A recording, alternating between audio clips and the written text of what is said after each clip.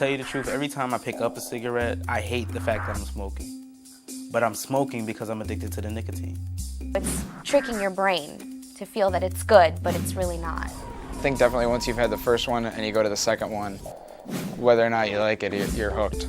The adolescent's brain is more vulnerable to nicotine, and the earlier it's exposed to nicotine, the stronger the addiction is going to be.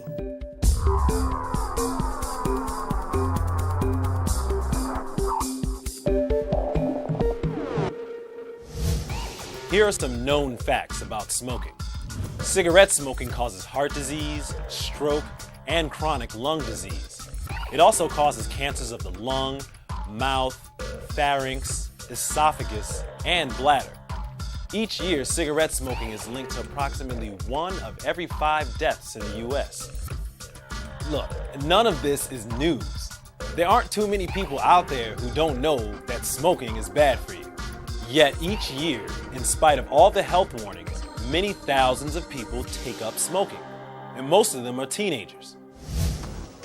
I started smoking when I was about 18.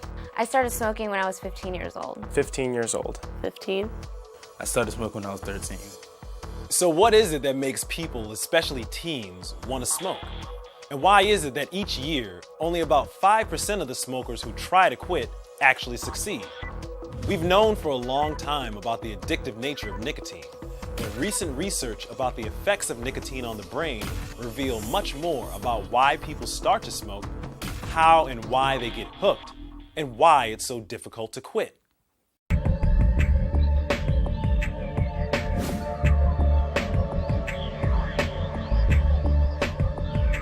Within seconds of taking a puff, nicotine, a chemical in tobacco, reaches the brain. Like all addictive drugs, heroin, cocaine, alcohol, nicotine can cause pleasurable feelings by causing the release of a chemical called dopamine in a part of the brain called the reward system. We all have this natural reward system in our brain that essentially tells us what is enjoyable and what is pleasurable.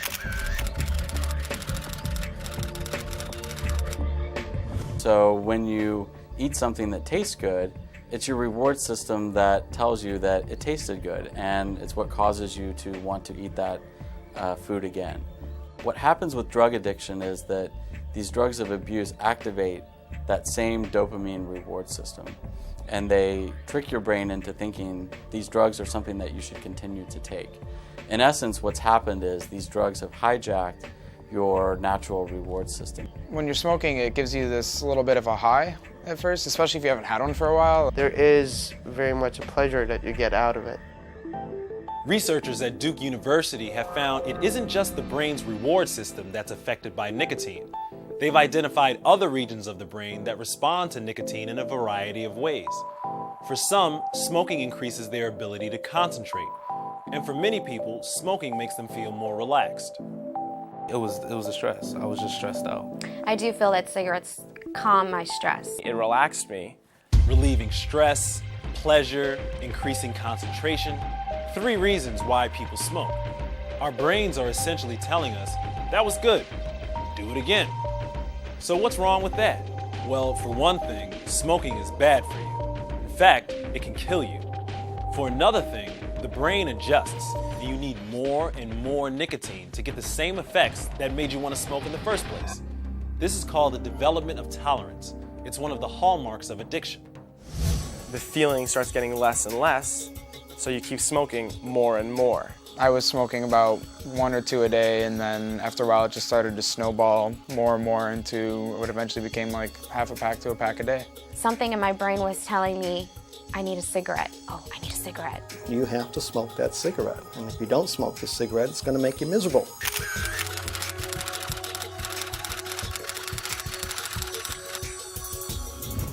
I call this the latency, which is the amount of time from smoking one cigarette to needing to smoke another cigarette. And over time, once the addiction starts, that interval gets shorter and shorter and shorter. One way we like to think about it is like the first cigarette is an alien spore in the cigarette. You smoke your first cigarette, and that spore travels up to your brain, and now you have an alien living in your brain. And the alien needs nicotine to survive. The alien tells your brain, okay, smoke. And at first the alien's tiny and it doesn't need that much nicotine, so one cigarette every couple of weeks is fine. But then each time you smoke another cigarette, that nicotine helps the alien grow. And so now the alien's bigger, it needs nicotine more often, so once a week isn't enough. It's telling you 2 or 3 times a week. With time, the alien gets bigger and bigger, and now it needs nicotine every day or every couple of hours.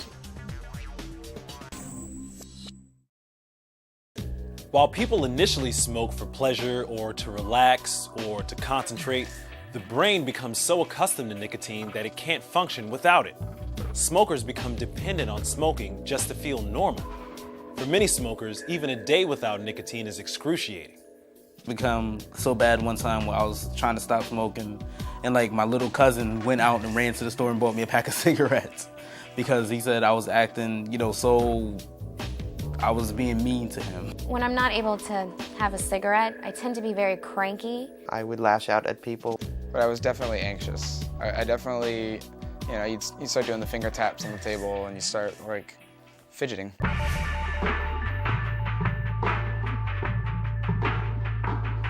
When you're addicted to something, you've lost control. You can't stop what you're doing, even when you know that stopping would be good for you. To tell you the truth, every time I pick up a cigarette, I hate the fact that I'm smoking. But I'm smoking because I'm addicted to the nicotine. If you look at what percent of people who use all the different drugs that later become addicted, it's far higher for cigarettes than for anything else.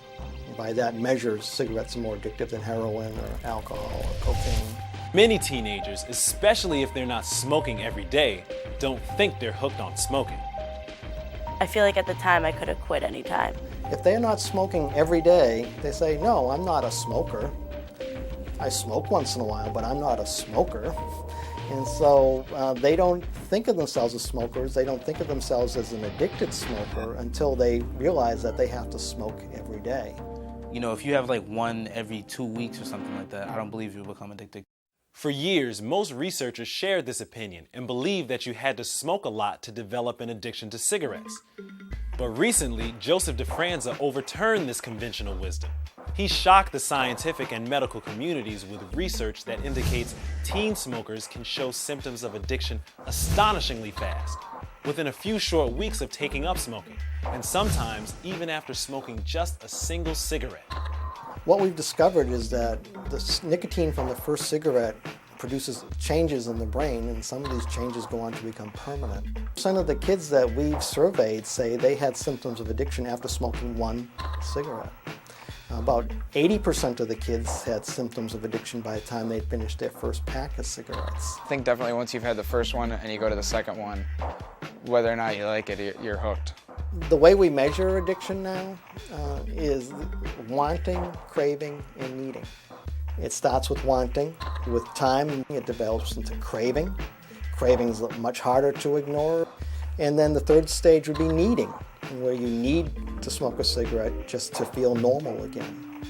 So what we're learning is that you have to recognize the addiction with the wanting. If something inside of you is telling you that you want a cigarette, then you're addicted.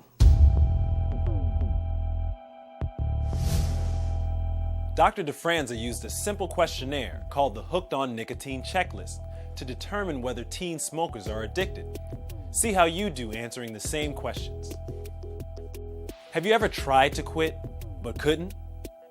Do you smoke now because it's really hard to quit? Have you ever felt like you were addicted to tobacco? Do you ever have strong cravings to smoke? Have you ever felt like you really needed a cigarette? Is it hard to keep from smoking in places where you're not supposed to, like school? Did you find it hard to concentrate because you couldn't smoke? Did you feel more irritable because you couldn't smoke?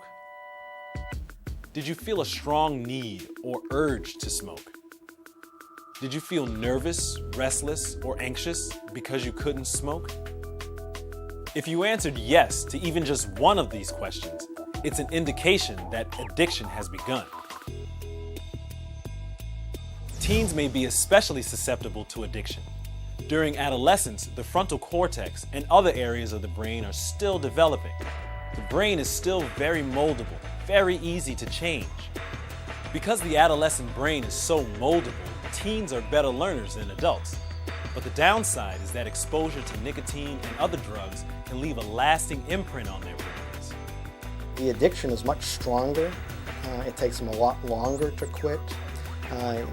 20 years later, when they're still smoking, they're going to be smoking more cigarettes per day than somebody who started to smoke when they were in their 20s.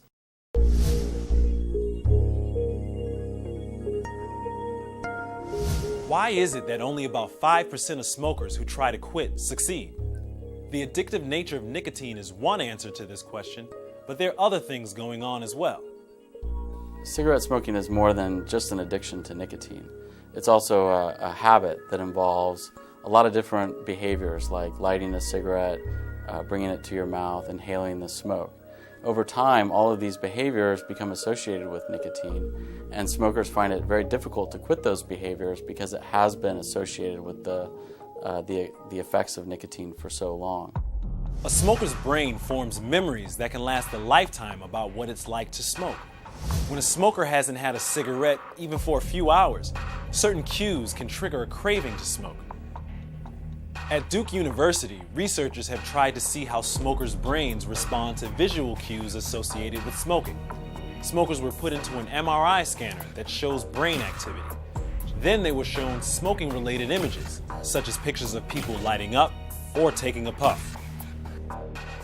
And what you can see is that we see lots of activation in different brain regions. These are areas that are heavily involved in evaluating whether a cue in the environment is potentially rewarding or not.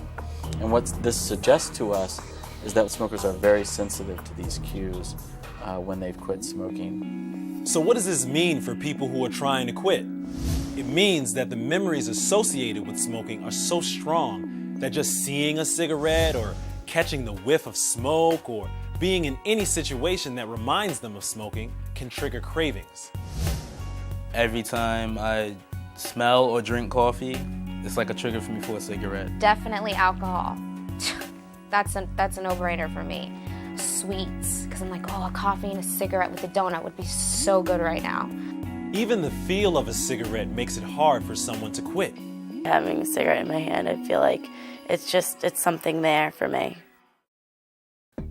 To sum up, recent brain research has focused on several major reasons why it's so easy to get hooked on smoking and why it's so hard to quit. Nicotine has strong effects on different parts of the brain associated with pleasure, concentration, and relaxation. There's new evidence that you can get addicted to nicotine after smoking only a short time, even after the first cigarette. Because their brains are still developing, teenagers are particularly vulnerable to becoming addicted. Many smokers also have trouble quitting because of cues that trigger powerful cravings. Does this mean that quitting is impossible? No, only that it's very, very hard. But another goal of the current research on smoking is to find more effective ways of helping people quit. There are a number of behavioral strategies that can help smokers quit smoking. One of them is to avoid the people, places, and things that are often associated with smoking behavior. So if they can avoid those cues, that will decrease the likelihood that these cues will trigger them to start smoking again. Another thing that smokers need to do when they quit smoking is find something else to do with their hands and their mouth. So chewing on a straw, eating carrot sticks or celery sticks, those kinds of things also help smokers quit. Another strategy is to use medications such as the nicotine patch or nicotine gum. These help lessen some of the withdrawal symptoms of quitting. As we learn more about the effects of nicotine on the brain, other medications may be developed.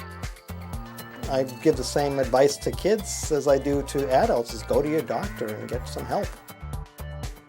What we're trying to do now is get kids to recognize the addiction at the very earliest stages, when they first want to have a cigarette, because that's the time when they're most likely to be able to quit.